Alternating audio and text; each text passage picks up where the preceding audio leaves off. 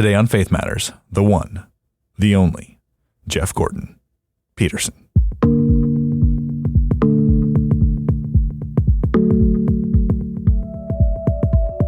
I'm Seth Weber, and you're listening to Faith Matters, a podcast designed to help you think biblically in matters of the Christian faith and update you on matters of Faith Bible Church.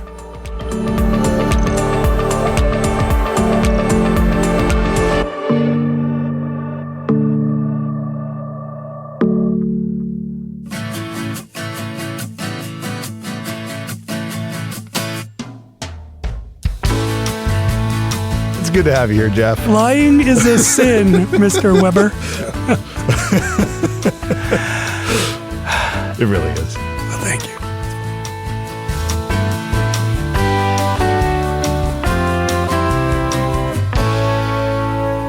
Tell us about your childhood.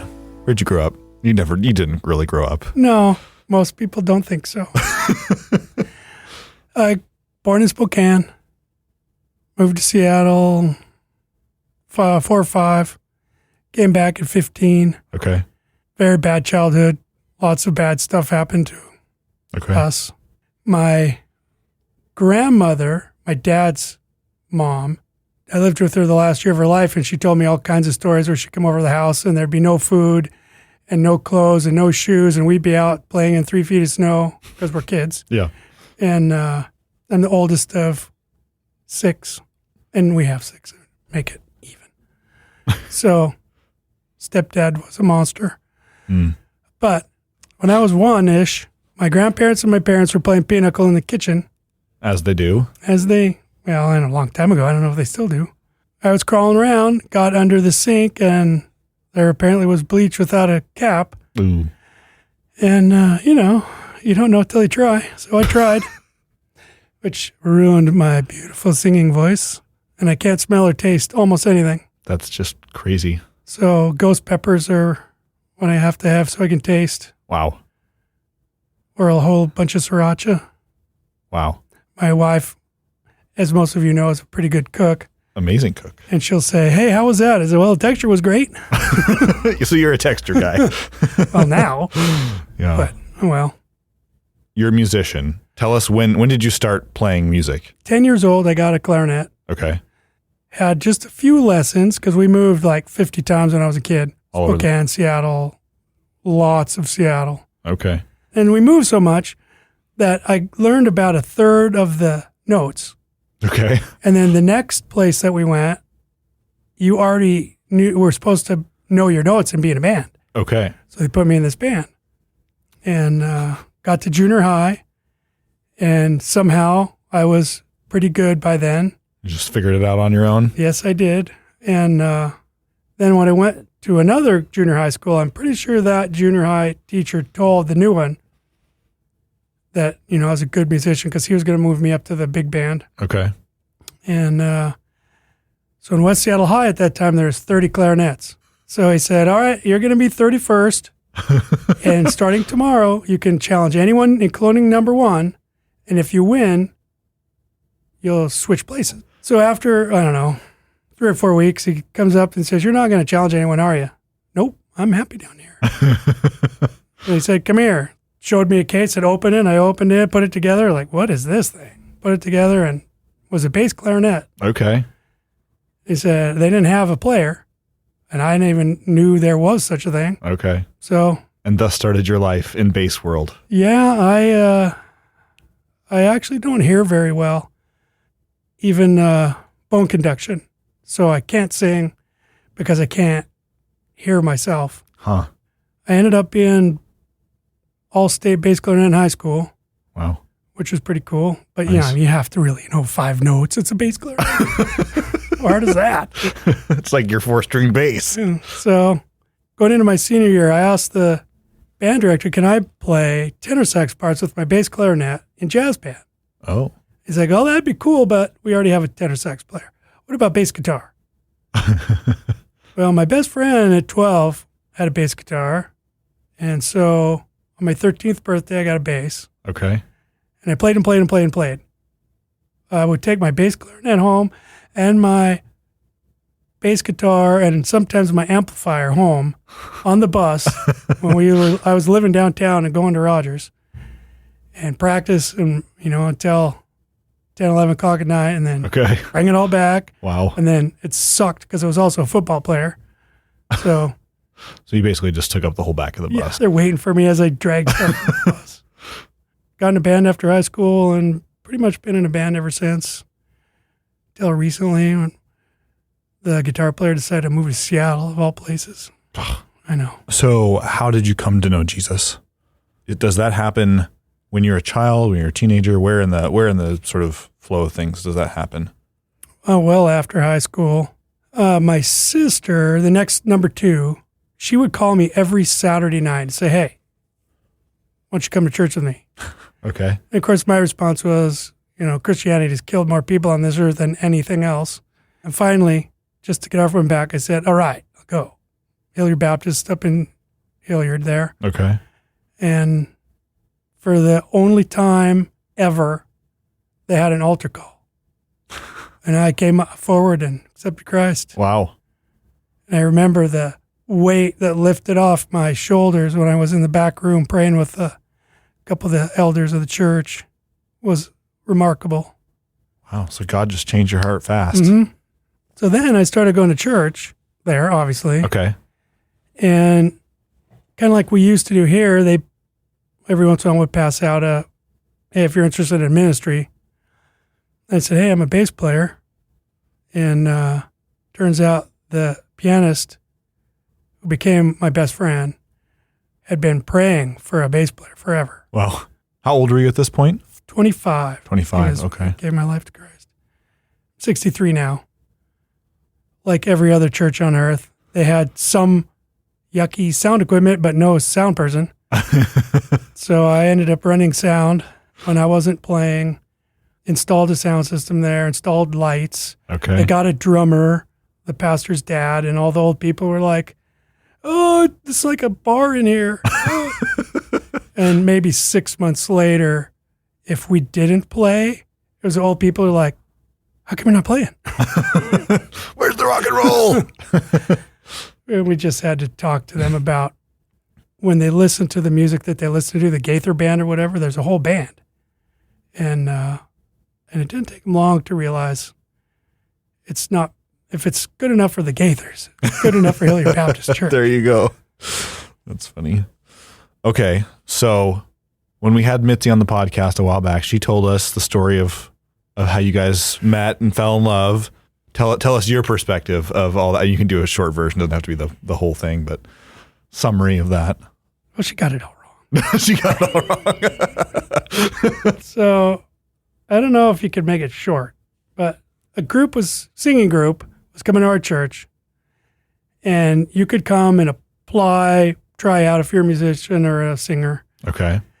And I was like, I'm not going to this. Yuck. So before they came, the pastor asked if I'd come and unlock the stuff because I was the head of sound. Okay. And unlock the thing and make sure they had whatever they needed. And they got there and they set everything up and they put the soundboard in the middle of the crowd, which is where it belongs. But I find out a little bit later, they don't have a sound guy. They just fired him. Okay. So I talked to their bass player for a while. I said, hey, would you be able to run sound for us? I suppose. So ran sound for him. First song was over and the keyboard leader of the band says, is it too loud in here? And the whole crowd's like, no. And they got all excited because now they finally had a church that could crank it up a little bit. Nice. And then afterwards, they're talking to me and telling me they go overseas in the winter time. Okay. Because no church wants them in their church, Christmas, New Year's. Sure.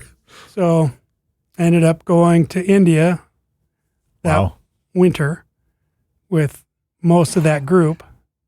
And it was cheesy. I ran sound. Yeah. Played bass. Okay. Ran sound from stage while I'm playing bass. Okay. And then I'm 31 at this point, oldest person ever been in the ministry. And the leader said, all right, Jeff, you're up. I'm up what? You got to do the message. never shared my faith ever.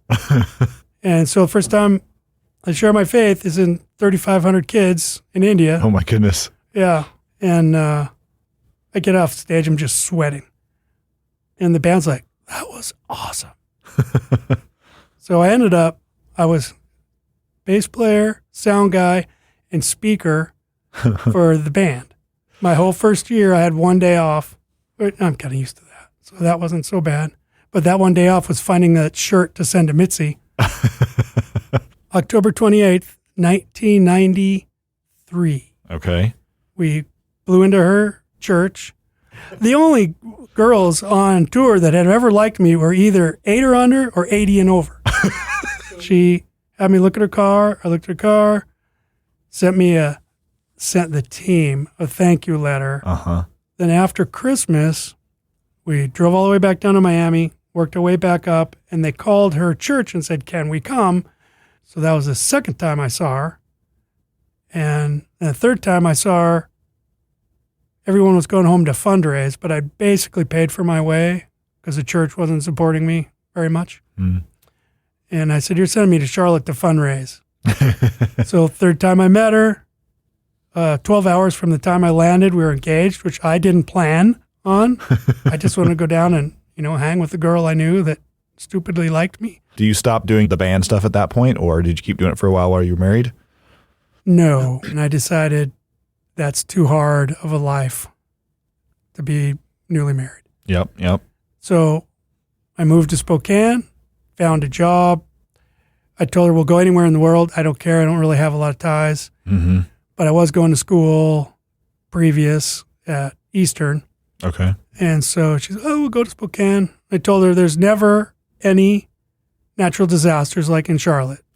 It is a wonderful thing about living here. In our first year, there was ice storm, there was firestorm, there was earthquakes. How did you end up at Faith Bible Church?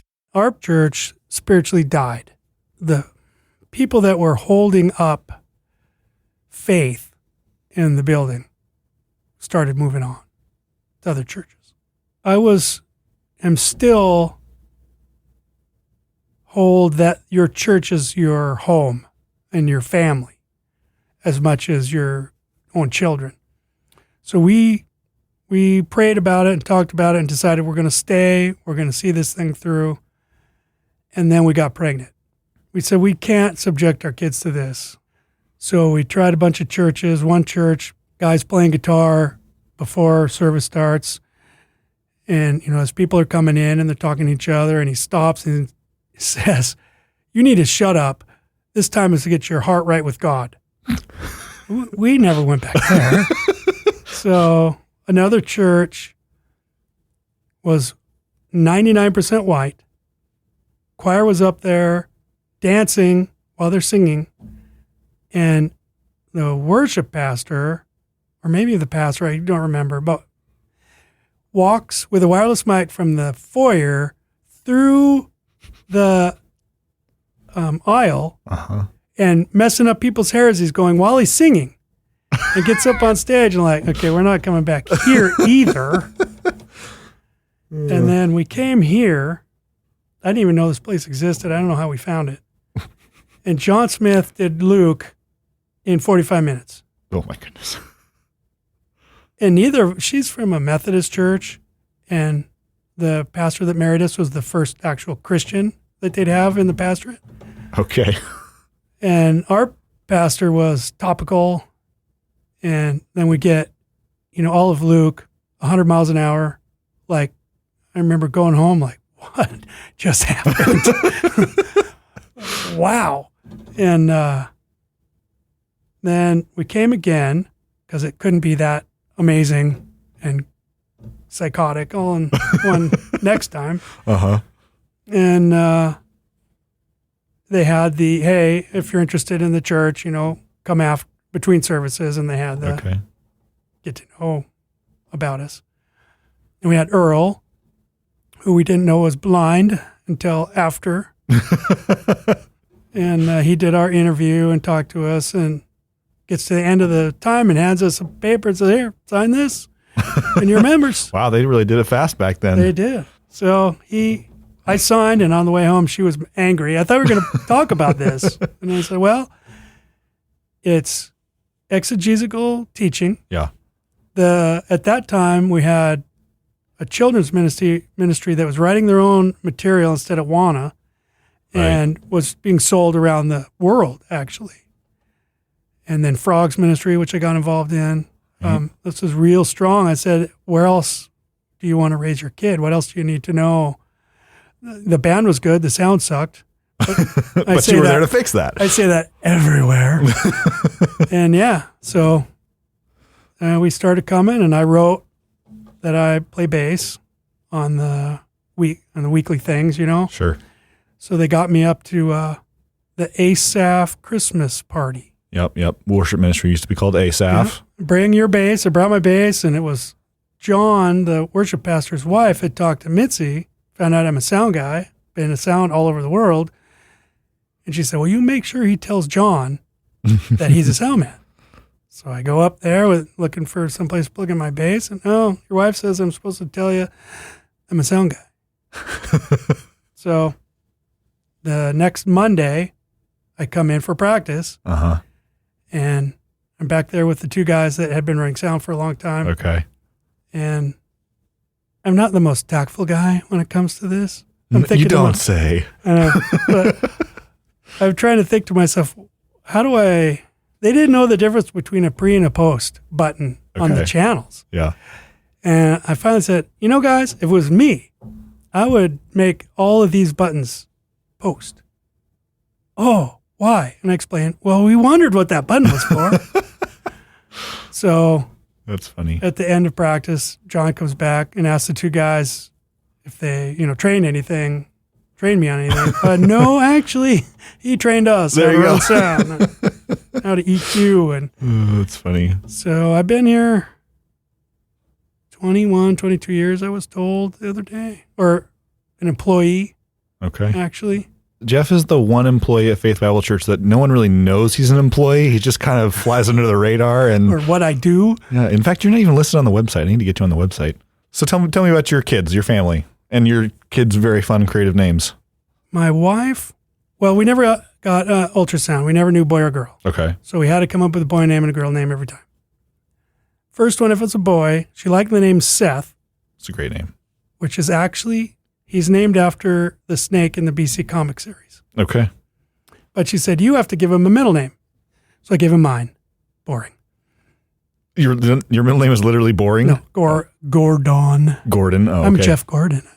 Oh, yes, you are. So then next kid was a girl. She liked the name Emma. So I gave her mom's middle name, Marie. Okay. Boring. Next kid was Skyzer. No, it was Gray. Wanted Gray after Grandpa Gray. Middle name. Yeah. Now I got to pick the middle name. So I thought Cloudser.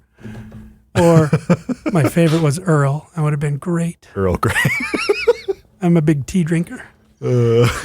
And I still remember like yesterday, she's almost ready to pop. And she's laying back down in bed as I'm still getting undressed and says, what about Skyzer? So I ran into the kitchen with the refrigerator magnet letters, SKYZR. And I'm like, that's awesome. So he's Skyzer. Skies are gray. And what I convinced her was that nobody knows your middle name unless you want them to know your middle name. So Skyzer's kind of a different name, SKYZR. Yeah. So next one, if it was a girl, she liked the name Claire. And then Mrs. Doherty actually said one day, well, what about Annette? There you go. Because I play clarinet. Yeah, it's perfect. Yeah. And then if it was a boy that time, she liked the name Tucker. And I just said, it's got to be Doubt because I am tired. So the next one was a boy and he's Tucker Doubt. Doubt is such a great middle name. She said he doesn't struggle with doubt, does he? Oh no. No, he knows his position on everything. He's very confident. Yes. Great kid. The only kid we basically never disciplined because we never had to. Still today. And kids are driving around with her one day and there's an empty seat. So they said, hey, we need a baby. So became foster to adopt parents, Okay. and we went and picked up a 4.5 pound baby girl named something A, and we didn't like that name at all. So she was Little A, still today. I call her Little A. So it had to be an A name. Uh-huh. And we kind of came up with Autumn Rain together. Nice. Rayne. And then Doubt doesn't have a B because that's just. So yeah, that was it. That's the rundown. Okay. Yeah. All right. So what has God been teaching you lately? Men are scum. As in like men and as opposed to women, or just in general humanity? Men. I've been reading Genesis from the beginning. Okay. And wow, our fathers were losers when it comes to relations with ladies. Hundreds of concubines and, oh, she's cute. I'll take her as my wife. Oh, I like her. Wow, it's hard enough with one. What were they thinking? Sure. So how's that been impacting your heart? How I treat people, I think. We're all sinners in our own ways. And everyone sins the same on some things, but then they have their own weaknesses. Mm-hmm. And I think, I don't know if it's forgiveness, but allowing people to not be perfect. Patience with people? Well, in a church setting especially, because you come to a really strong biblical teaching, biblical believing, spirit-filled church like this one, and you kind of expect that the guy beside you maybe should be at some certain point, even though you may not be. And I'm sort of realizing that we all fight the good fight together, and it's just Christ who fixes our relationship with him first and then with each other second. Yeah. Because I'm kind of a goofball, as all of you know who know me. And I'm just trying now to expand my heart towards other people. Because I can be a loner, do my thing. I know what I'm doing, get out of my way. Sure. And what I am missing, and have been missing the whole time I've been at this church, is replicating myself for sound and lights. Sure. So, which is practical and spiritual. Yeah. Just so all of you listening are going to be ready, we're moving these lights. The lights will be moving. They'll be on and moving. Yeah. Just a I'm little excited bit. for it. I'm excited for it. You know, and then I want to change a color temperature on a lead singer or a lead guitar player. I know. Even better. There's a once in every 12-year bass solo. Never going to happen, Jeff. I know. I keep Plus, hoping. the Sunday that it does happen, you'll have to run sound from the booth. So they'll shine the light back in the booth. You'll be back there. Of everything I've ever done in my life musically, the most intense, completely draining thing I've ever done is run 2 Easter services from the back, of course, with the board, playing the bass line. With a headphone on one side so I could hear the mix, and the other ear open so I could hear, for the mix there. Yeah. But the headphone so I wasn't playing behind. Because 120 feet is, delayed. A few milliseconds. Yeah. And so I'm playing ahead, but listening, I got done, I just drained, sweating from head to toe. I'm surprised you're still alive. How can Faith Bible Church be praying for you right now? I really, really, really want to infect the people on my crew and my family. They still have, half of our kids are still at home. Want to pour Christ into them as much as I can while they're still there. I haven't honestly been very good at shepherding my staff here. We do have some people under me. As far as the sound lights and production pro stuff. presenter. Okay. That's kind of been on my heart lately. I'm usually so busy doing stuff. Until I was out of town here recently for a long time. I did sound unless I was on stage. Mm-hmm. So that's kind of what's on my heart, on my mind. Okay. Really 63. I only have hearing in one ear now because I have a tumor. And I can't do this forever. Yeah. And I don't want to be one of those terrible sound guys in 100% of churches in the world. You ready for the speed round? I doubt it.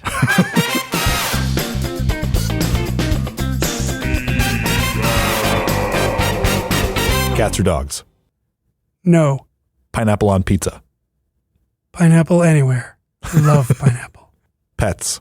Against my will. Favorite book besides the Bible? 20,000 Leagues Under the Sea. I read it when I was in 5th grade, I think. Okay. And I handed it back to the librarian. And she said, "Oh, let me tell you about this book. It was written in the 1800s. And the submarine is a nuclear submarine," which, of course, they didn't even have plans for nuclear submarines. Mm-hmm. The deep sea diving stuff that they had is exactly what they use today, except they don't use a shell. And the air spear that they use to shoot sharks underwater, they still use even today in 2025. It's the same design that he came up with. Wow. And I've read thousands of books. Over COVID, I read 155, 150. Oh my goodness. And I love reading it. And it's because that lady just opened my mind to what's going on in books. Favorite band besides Carpenter's Tools? Right now, Corey Wong and the Wong Tones. It's a fast, big band, essentially.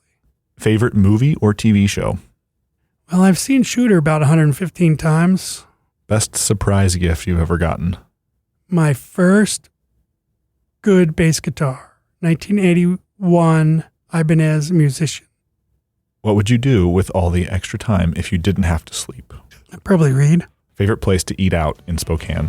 Wherever my wife likes best. Well, Jeff Peterson is someone you should know. Thanks for joining us, Jeff. I don't know if anybody wants to know. And all of you listening out there, I only know you by the back of your head. It's true. That's all I ever see. All these new people in church, like, that's a different head. I haven't seen that one before. Nice. All right. Thanks, Jeff. You betcha.